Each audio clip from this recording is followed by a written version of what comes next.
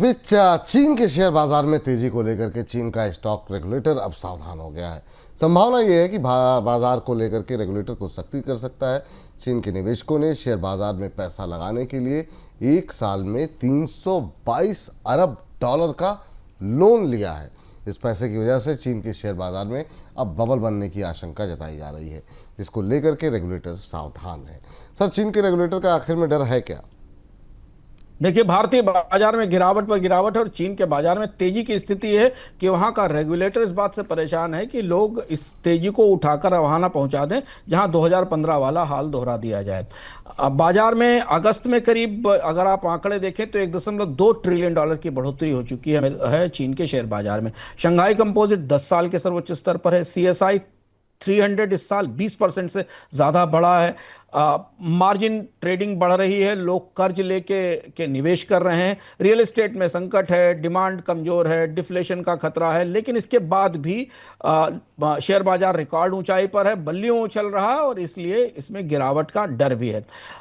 Beijing की सरकार चाहती है कि एक स्लो बुल मार्केट क्रिएट हो, किसी तरीके की फ्यूरी या इस तरीके के से बाजार में बढ़ोतरी ना हो, धीमे धीमे बाजार में तेजी आए, ट्रस्ट और कॉन्फिडेंस के साथ आए, पूंजी आए, पूंजी जुटे, लेकिन अस्थिरता ना हो। क्योंकि 2015 में इस तरीके की परिस्थिति देखी जा चुकी है, जब बाजार में ऐसा बुल रन बना था और फिर उसके बाद अचानक बाजार ब्लास्ट हुआ था। हालांकि 2015 में खुदरा निवेशक बड़ा निवेश कर रहे थे। 2025 में जो इंस्टीट्यूशनल इन्वेस्टर्स हैं और धनी निवेशक हैं वो ज़्यादा निवेश कर रहे हैं।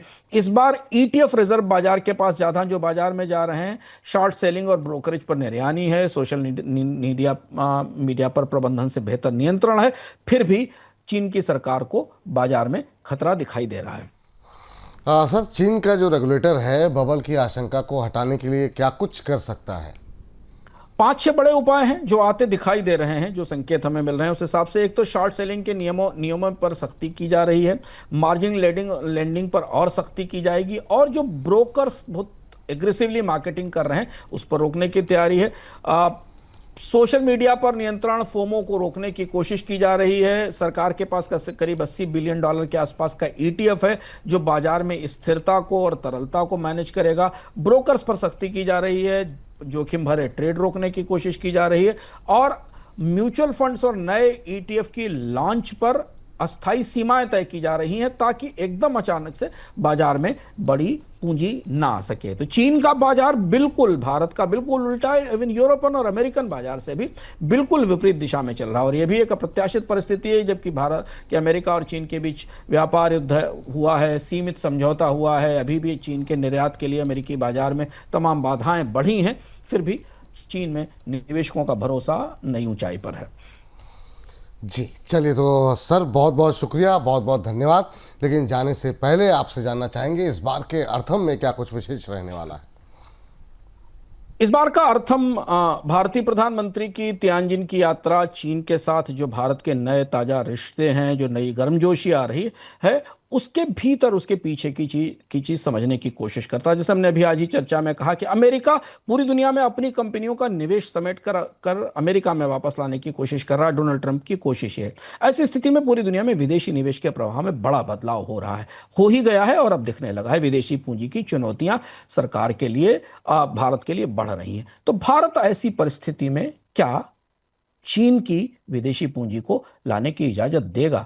क्योंकि भारत की चीन पर निर्भरता व्यापार को लेकर तो ज्यादा है, लेकिन भारत ने कभी भी चीन के डायरेक्ट इन्वेस्टमेंट को आने की इजाजत नहीं दी। सरकार के भीतर नीति आयोग में तमाम इस तरीके के विकल्प और प्रस्तावों पर विचार चल रहा है। तो चीन से जो नई दोस्ती है, जो नया रिश्ता है, वो क्या सामान खरीदने से आगे निकलकर चीनी फैक्ट्रियों और कंपनियों को भारत में बुलाने तक आएगा? ये हिचक टूट जाएगी क्या इस बार? क्योंकि भारत को विदेशी पूंजी चाहिए और वो फिलहाल चीन देने को तैयार है और चीन उसकी भारत से व्यापार की एक बड़ी कीमत भी वसूलना चाहता है। विस्तार से ले चलेंगे और आपको बताएंगे कि क्या हो रहा है दरअसल और इसके खतरे या फायदे क्या होने वाले हैं इस बार के अर्थम में। चीन जैसे दुनिया के लिए एक पहेली है, उतनी ही बड़ी पहेली है भारत और चीन के रिश्ते, जो उम्मीदों, कारोबार, षड्यंत्र और तमाम तरीके के शक शुबहों से लबरेज हैं। अमेरिका के साथ भारत के रिश्ते खराब होने के बाद भारत और चीन के बीच गर्मजोशी बढ़ रही है।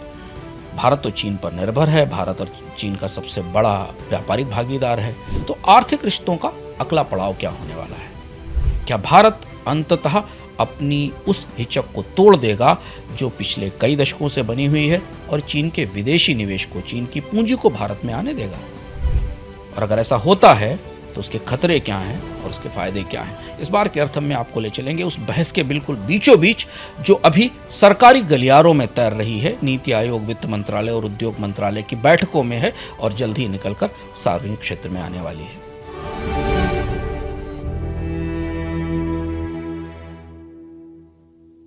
समृद्धि शास्त्र भी सर इस बार खास रहने वाला है, उसके बारे में थोड़ी सी जानकारी हमारे दर्शकों को दीजिए। और अगर हाँ, बेहद दिलचस्प है, हम आपको एक टीजर देकर जाते हैं।